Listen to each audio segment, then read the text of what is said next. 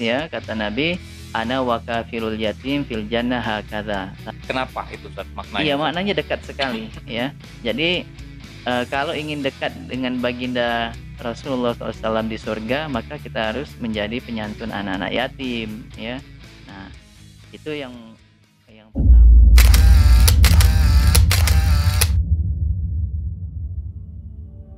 Halo sahabat catatan jurnalis.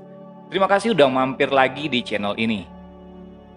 Nah, beberapa kali saya sudah pernah mewawancarai narasumber saya ini. Beberapa kali itu juga saya masih merasa deg-degan. Saya mau ngobrol sama beliau ini. Beliau adalah Ustadz Ian Mah. Ya, Yayan Marogan. Yayan Marogan. Jadi kalau lebih akrabnya dipanggil Ustadz Ian Mah, Ustadz ya? Iya. Iya. Kita ini udah berapa kali ngobrol, Ustadz? Iya, betul ya. Ini kesekian kali nih. Kesekian kalinya ya. Betul. Tapi saya masih tetap deg-degan loh, Ustadz. Sama lah. Sama ya.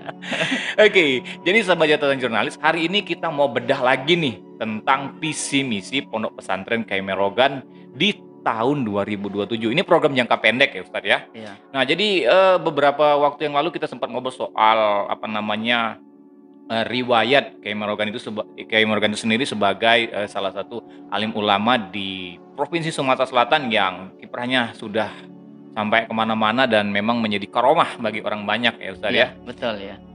Nah Ustadz, ngobrol-ngobrol soal pondok pesantren, ini dari hari ke hari ini sepertinya luar biasa sekali mengalami pesat kegiatannya ini. Ini alhamdulillah seperti apa nih Ustadz sekarang ini pembangunan di sini? Iya, jadi Kak Eja, alhamdulillah ya, ini semua rahmat dari Allah Subhanahu wa taala dan karomah dari Kiai Marogan ya. Karena nama pesantren ini Pondok Pesantren Kiai Marogan. Ya, jadi kami memakai nama beliau itu karena ingin melanjutkan visi misi dakwah beliau ya. Kalau dulu di abad 19 beliau berdakwah itu lewat masjid. Kedua buah masjidnya itu menjadi sentral pusat pendidikan agama Islam. Jadi kalau menurut penelitian dari Martin van Bruynesen bahwa di Sumatera Selatan di abad 19 itu belum dikenal namanya pondok pesantren. Belum dikenal pondok pesantren pada saat itu. Jadi pengajian pendidikan agama Islam Al-Qur'an itu melalui masjid-masjid. Melalui masjid-masjid. Iya, jadi dari masjid itulah menyebar dakwah dan pendidikan. Nah, kami melanjutkannya ya. Jadi nama besar Kiai Marogan itu kemudian kita jadikan awalnya rumah tahfiz Kiai Marogan, rumah tahfiz. Kemudian sejak tahun 2019 berdirilah Pondok Pesantren Kiai Marogan di daerah Talang Betutu ini. Talang Betutu ini. Ya. Seiring perjalanannya sejak tahun 2019. Ya, tadi disebutkan. Itu mulai beroperasinya sejak tahun berapa kemarin?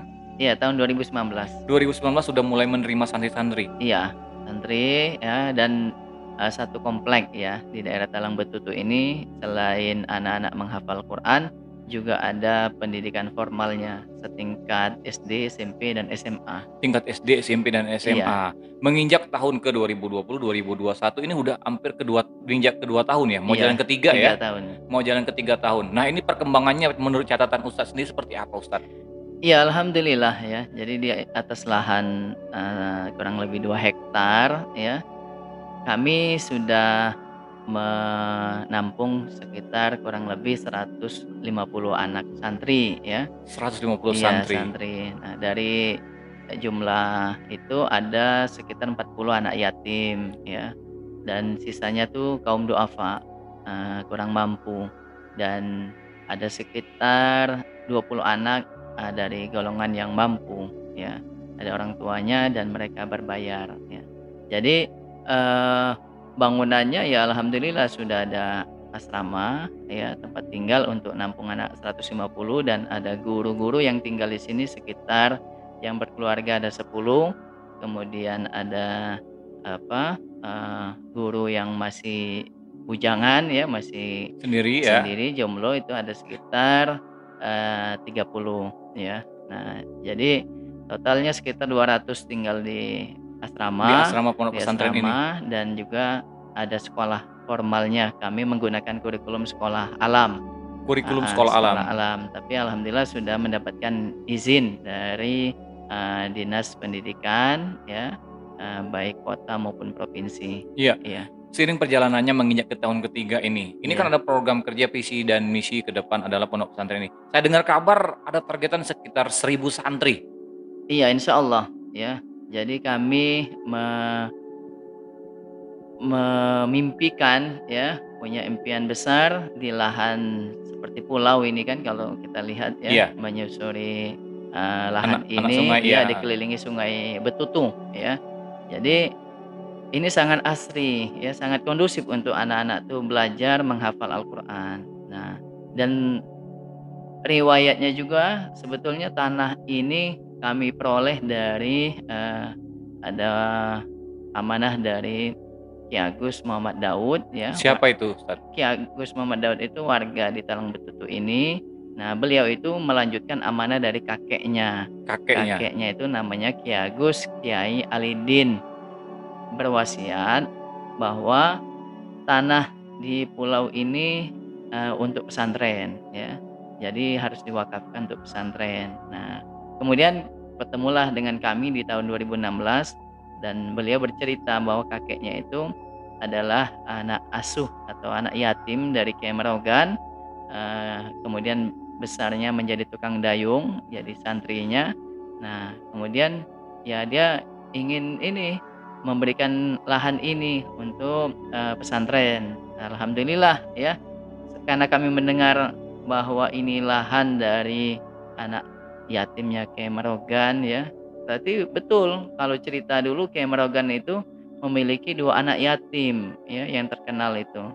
Nah, salah satunya di Talang Betutu dan kalau menurut cerita dari Pak Daud, yang satu lagi dari Sungai Goren, daerah Sungai Goren, daerah Dua Ulu. daerah Dua Ulu. Itu Iya. sudah pernah ketemu semua Ustaz atau seperti Nah, apa? kalau sekarang ini generasi cucunya ya, kalau Pak Daud pernah ketemu katanya ya, makanya dia berani bilang ada anak yatim Kiai Merogan, yang satu lagi dari Sungai Goren ya, Sungai Goren. gitu. Lalu Ustaz berpikir 1.000 santri yatim. Iya.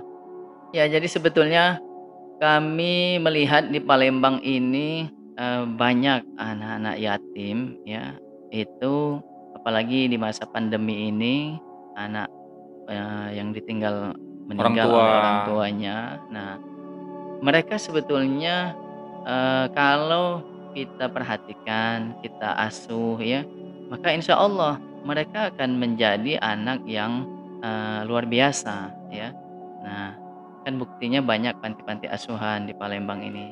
Makanya kami dari tahun 2010 mulai dari rumah tahfiz itu sudah sering dititipin anak-anak yatim ini dan kami, terima dan kami asuh, kemudian mereka banyak yang berhasil menghafal Al-Qur'an 30 juz ya, Menghafal Al-Qur'an 30 menghafal Al-Qur'an juz. 30 juz. Berangkat dari situlah Ustaz memiliki Iya sebuah niat ya ini ya? iya, betul, niat dan impian ya, bagaimana kita bisa bermanfaat untuk orang banyak ya.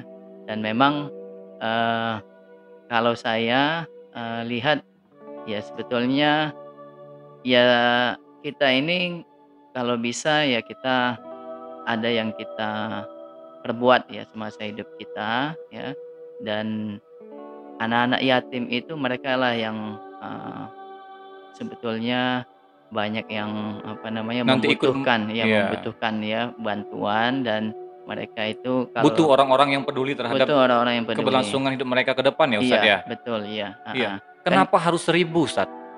iya, sebetulnya itu kita, target di tahun 2027 ya. Jadi setiap tahun kita akan istilahnya tuh menerima anak 100, 200 anak yatim ya. Nah, jadi 1.000 itu ya kita genapkan ya, karena sebetulnya ya lahan ini sekitar 2 hektar ini insya Allah cukup ya menerima anak 1.000 ya, Iya. heeh, Lalu gitu. berapa banyak rumbel-rumbel yang kita siapkan di sini sebagai lahan untuk mereka belajar? Heeh, nah itu. Jadi kalau sekarang dengan ada yang tinggal di sini untuk tahun ini alhamdulillah masih cukup. Tapi untuk tahun ajaran baru ke depan, ya kita harus bangun gedung lagi. Nah, makanya nanti tanggal 31 Oktober kita ada, eee, agenda untuk peletakan batu pertama atau groundbreaking gedung 15 kali 20 meter, 3 lantai Iya. ya.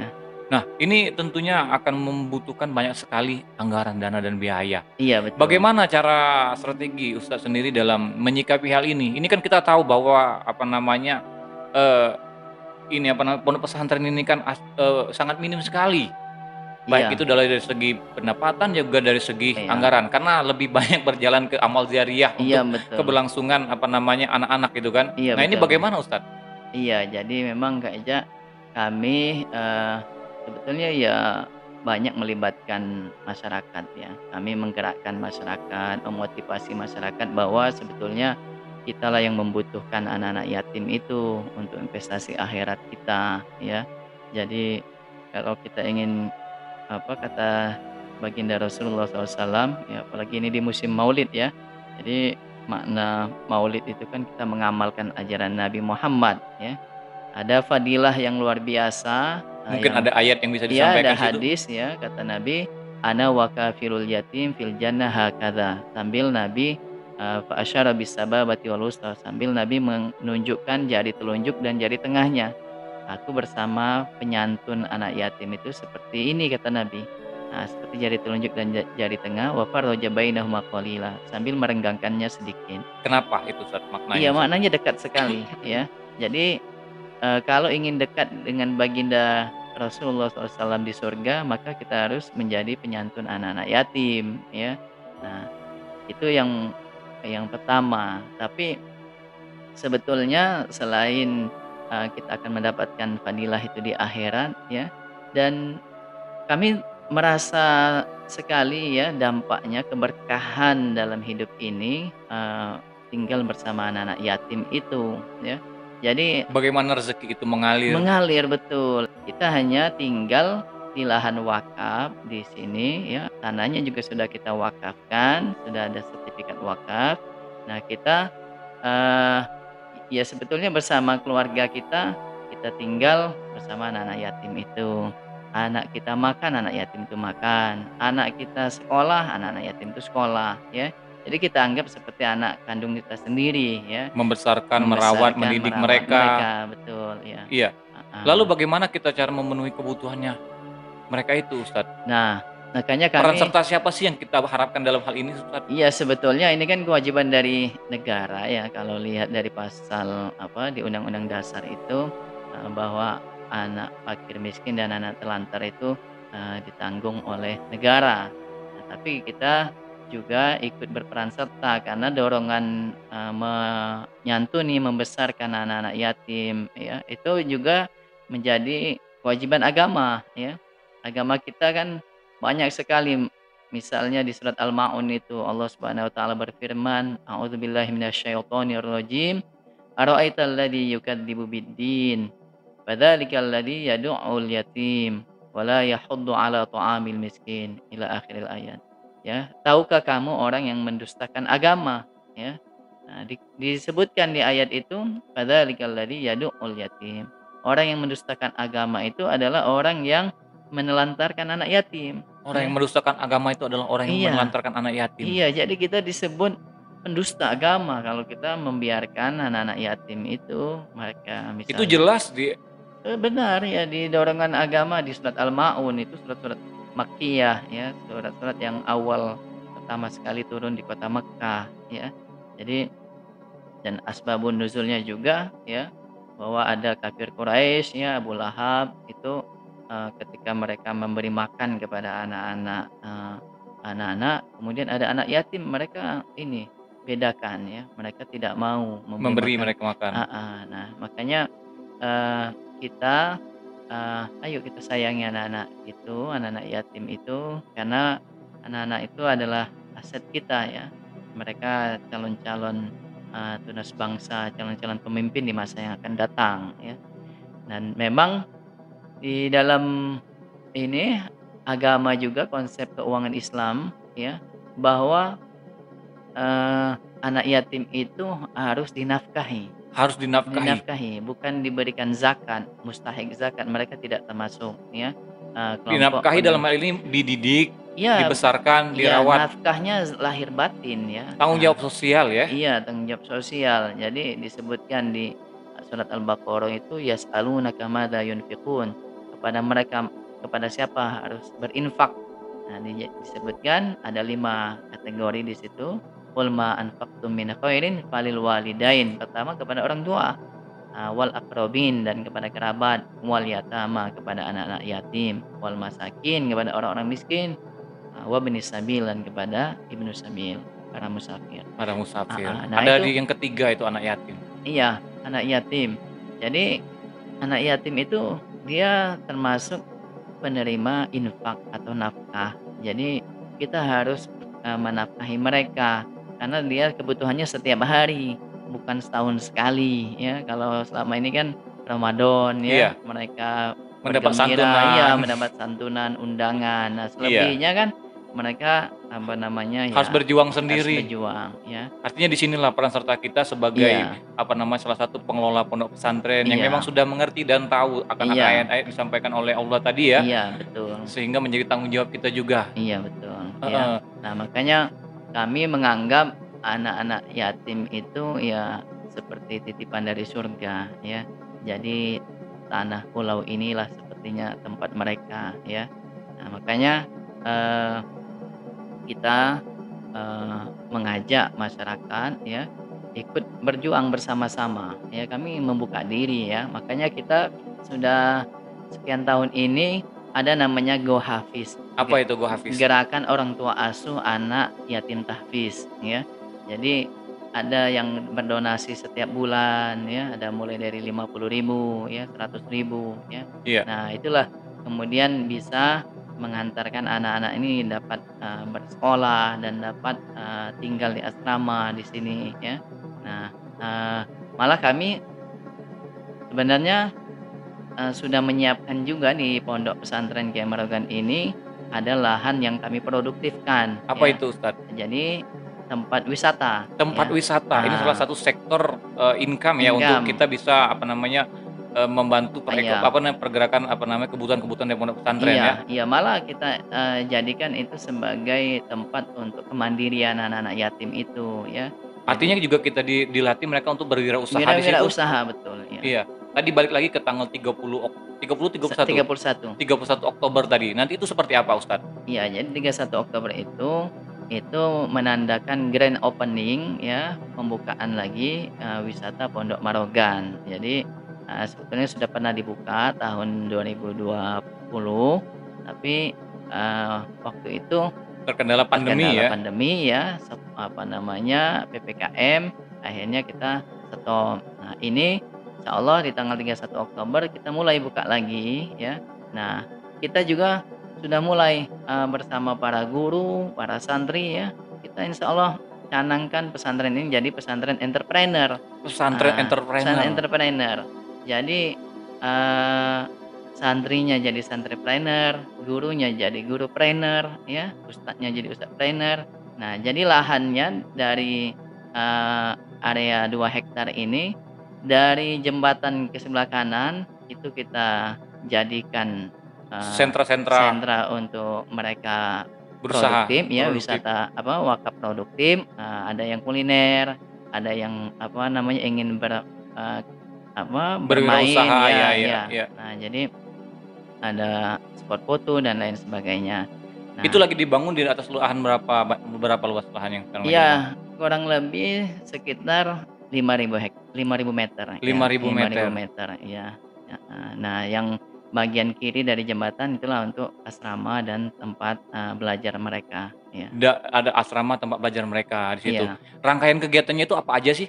Nah, tanggal 31 Oktober itu untuk grand opening itu kita sekaligus ada lomba panahan ya, Marogan Archery tingkat Sumatera. Jadi sudah sampai saat ini di panitia itu terdata ada sekitar 213 peserta. 213 Iya, peserta yang sudah mendaftar ikut mendaftar lomba panahan. ikut lomba panahan. Iya. Rencananya kegiatannya di mana Ustadz? Di sinilah, Di di sini. dalam, lapangan pesantren ya, itu jaraknya lumayan ya, 45 meter panahannya ya. Jadi, ini untuk tingkat, sebetulnya umum ya, Iya. dewasa ya.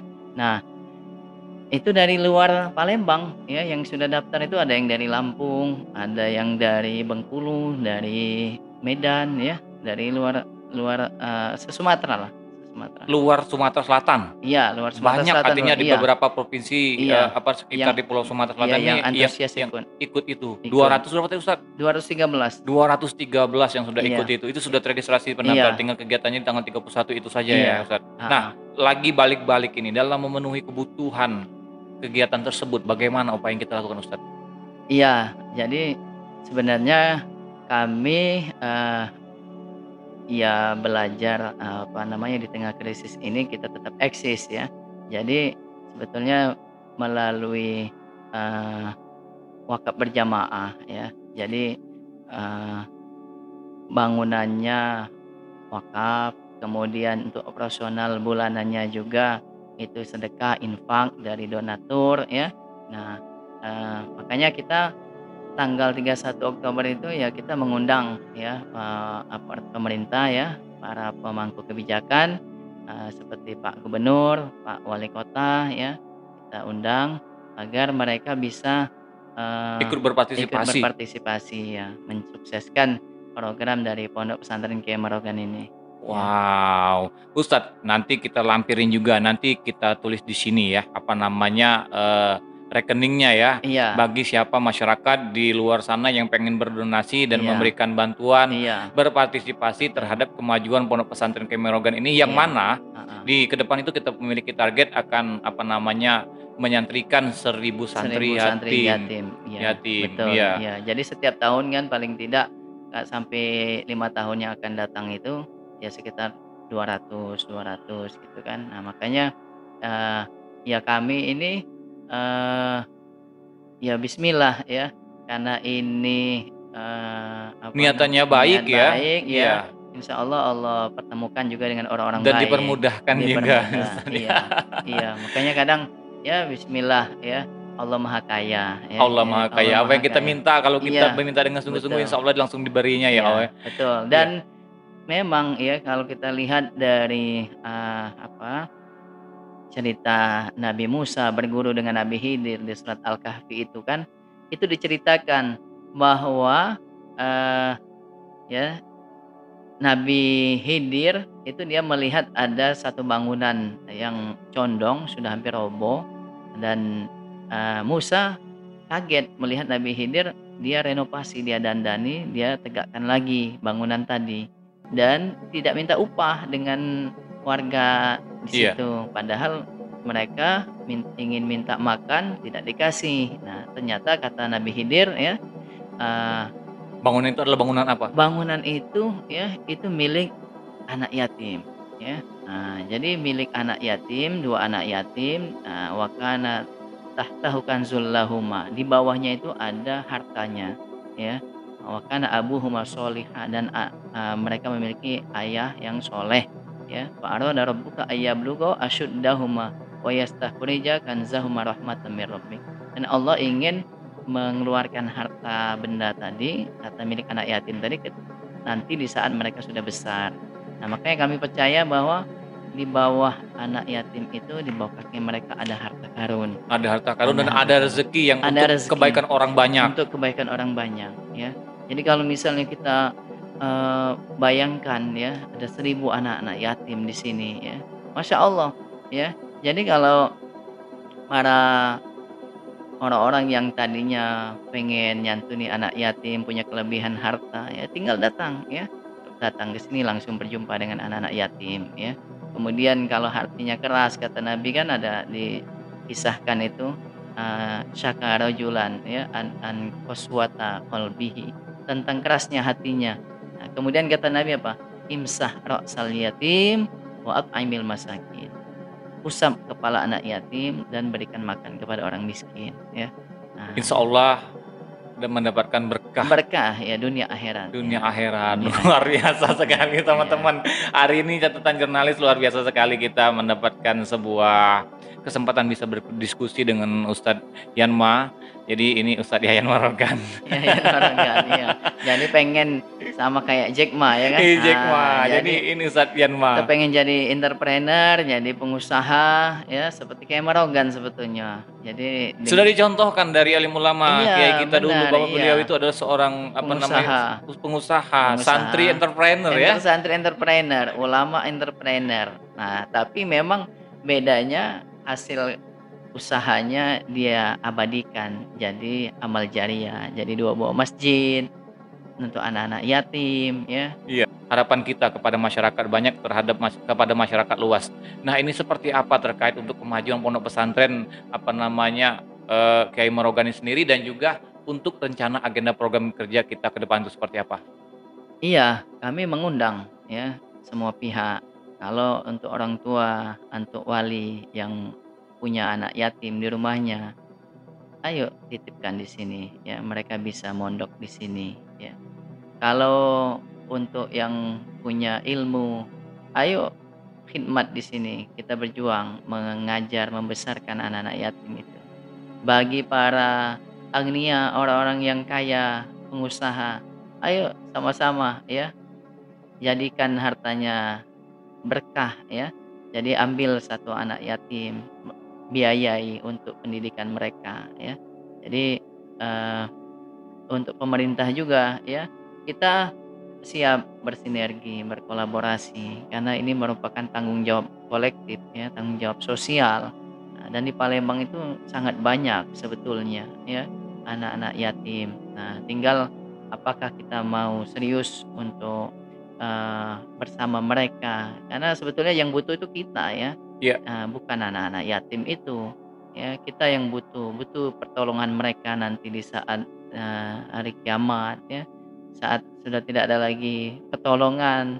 Disitulah kita membutuhkan doa anak-anak yang soleh. Nah, salah satunya dari anak-anak Anak-anak yatim yang yatim. kita asuh ya. Nah, makanya kata Nabi kan, kalau meninggal manusia itu terputus amalnya kecuali 3 perkara. Pertama, wakaf, sedekah jariah. Yang kedua, ilmu bermanfaat. Yang ketiga, anak soleh yang mendoakan orang tuanya. Nah, anak soleh itu bisa anak kandung kita, tapi bisa juga anak orang lain yang kita besarkan. Kita jadi Salah satunya anak orang tua yatim. asuhnya, salah satunya anak yatim. Ya. Luar biasa Ya. sekali teman-teman sahabat catatan jurnalis.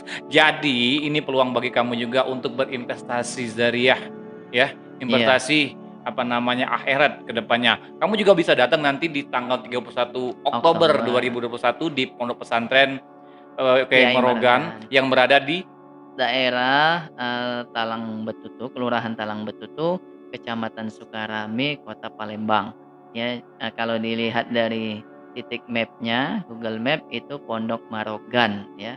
Nah, insya Allah ketemu ya. Itu 10 menit dari bandara SMB 2. Oke, itu dia. Dan kamu juga kawan-kawan sahabat catatan jurnalis, kawan-kawan YouTuber yang ada di Sumatera Selatan, silakan. Mungkin boleh mereka nanti datang juga ke sini Ustadz ya, untuk membuat vlog, untuk membuat video, dan kita bisa mengeksplor, kita bisa sama-sama membantu Pondok Pesantren Kiai Marogan agar lebih dikenal luas, sehingga setidaknya kita juga mendapatkan amal dari apa yang kita lakukan terhadap Pondok Pesantren Kiai Marogan ini ke depan ya. Kita tidak dapat memberikan secara materi, tapi kita juga bisa memberikan manfaat secara audiovisual yang kita buat ya. Begitu Ustadz ya. Iya betul Kak Eja. Jadi banyak cara untuk bermanfaat ya kan, seperti podcast ini kan yang dilakukan oleh Kak Eja ini ya, melalui kita menyebarkan informasi ya kan, kita sudah ikut beramal ya, mengajak kebaikan. Dan kata Nabi, siapa yang mengajak orang satu kebaikan,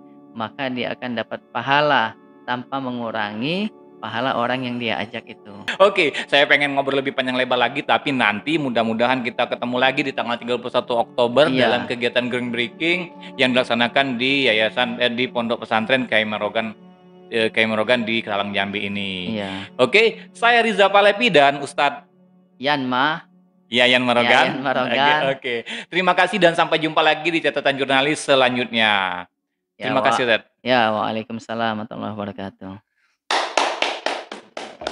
Oke.